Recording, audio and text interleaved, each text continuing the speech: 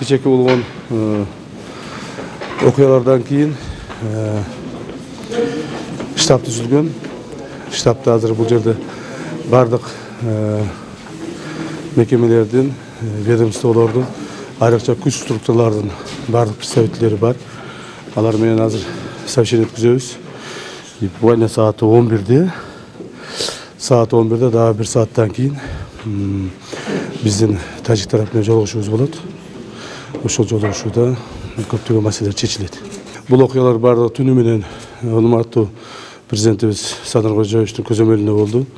Президент азыркы убакытка чейин түз байланышта биз менен өзү ушул маселелердин бардыгын контролдоп турат.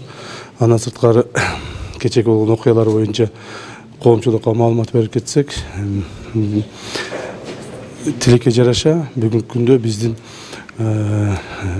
граждандык адамдардын арасында, аскер кызматкерлердин арасында эч кандай жоготуулар болгон жок. Жеңил жаракат алуулардын негизинде 11 аскер кызматкери жаракат алды. Алар азыр больницада жатышат, каралып атышат. Ал эми көчүп келген адамдардын бардыгы, үйлөрүнөн көчүрүлүп келген адамдардын бардыгы МЧС тарабынан, жергиликтүү бийлик органдары тарабынан бардык нерсе камсыз болгон. Ал маселелердин бардыгын бүгүн комиссия түзүлөт. Комиссия ошолордун баарын карап чыгат. Азыркы мезгилде президентибиздин тапшырмасы негизинде комиссия түзүлгөн. Ошол комиссиялар азыр бардыгын текшерип чыгат. Азыркы күндө абал мындай относительно турукташты деп айтсак болот. 4 көчөдө совместное патрулирование милиции органов внутренних дел находится. Кроме того, бардык күч структураларын, алардын жеке состав,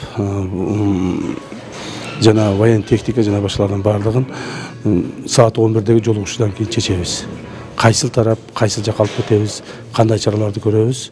Мен ойлоймун, абал турукташты жана толук бойдон көзөмөлдүү.